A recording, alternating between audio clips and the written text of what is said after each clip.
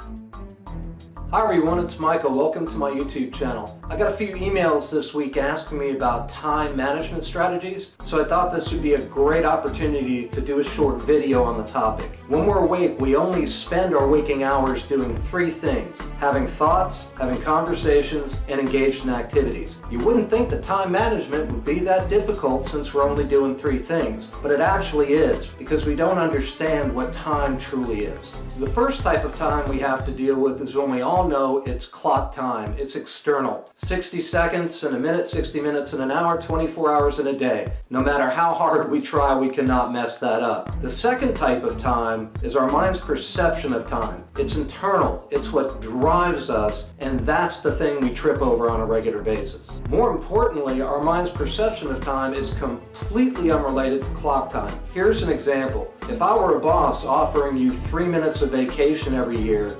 you'd laugh, saying that was a ridiculously short amount of time. However, if I told you to hold your breath and held you underwater for 3 minutes, most people would consider that to be an eternity. Clock time and our internal perception of time are both very, very real, and the tasks that we do during the course of the day are not immune from our internal perception of time. This is also why a number of the electronic devices we use, day planners and PDAs, don't work. They're associated with clock time, while most of what drives us, all of our tasks, are driven by our internal perception of time. Knowing how time actually works, I'm going to give you 5 methods to effectively manage your time that will get you ahead and put you ahead of your schedule. No training required, no electronic devices, and you'll be able to start using these methods the moment you stop watching this video when it's finished. Method number 1, carry a personal journal with you and log every single task, thought, and conversation that you're involved with. This will give you a really good idea of how you're actually allocating and utilizing your time. In June 2016, Social Media Week Journal did a study and found out that millennials are actually checking their phones an average of 157 times a day. Do you think they're aware that they're checking their phones that much? Probably not, but there goes the productivity. Method number 2, take 5 minutes of quiet personal time before any conversation that you have with anybody.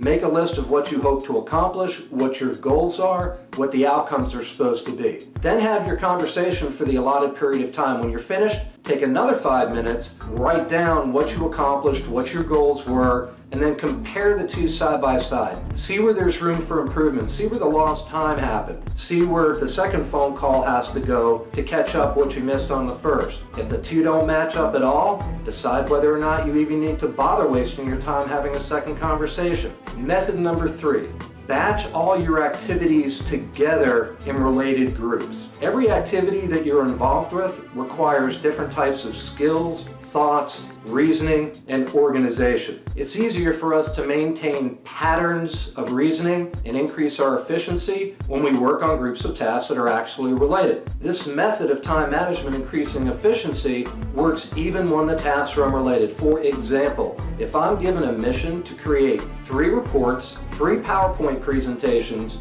and then 3 sets of handouts to give to people, it might seem reasonable that I'll do report number 1, presentation number 1, and then a handout, and do the same thing for number 2 and number 3. The problem with this is I have to switch skills, organizational skills, and reasoning every time I jump from one task to another. On the other hand, if I do all the reports at the same time, all the presentations at the same time, all the handouts at the same time, even though those 3 might be on completely unrelated topics, the activities I'm doing are all related, and I don't have to jump organizational skill sets to accomplish it. I'll still get the same thing done, but I'm going to get it done a lot more quickly, and I promise you, if you do it that way, your mind will be much less tired when you're finished with the task. Method number 4, learn how to set boundaries and learn how to say no. The good feeling associated with saying yes, like volunteering for a board of directors or whatever it may be, will not stand up against the stress of failure and disrupting your entire schedule. Further, it's also important that you learn how to keep time limits. For example, if you're in a 45-minute meeting and somebody wants to extend it by 10 minutes because they have something more to say, reschedule the meeting. If it's that important, they'll reschedule. If not, it excuse yourself, and keep your schedule. Leaving a meeting on time has nothing to do with being rude if somebody else wants to carry it over. It is a lifestyle decision, and you deciding to stay extra time is a lifestyle decision that will impact you in every task you do, every conversation you have, all day long. Method number 5,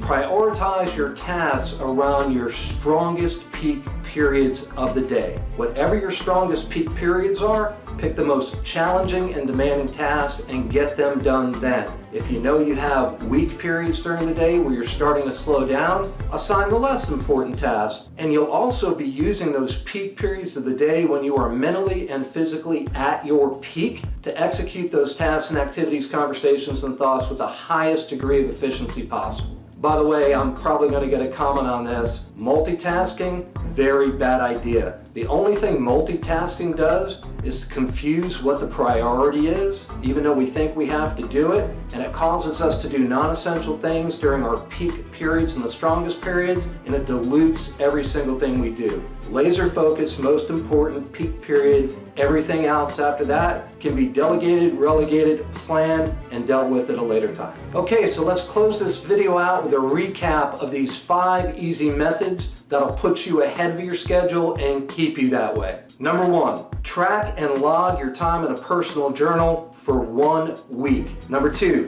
take 5 minutes before every conversation to figure out what it is you want to accomplish. Number 3, batch all your related activities together in similar groups. Number 4, learn how to set boundaries and say no. And number 5, prioritize your tasks around your peak times of the day.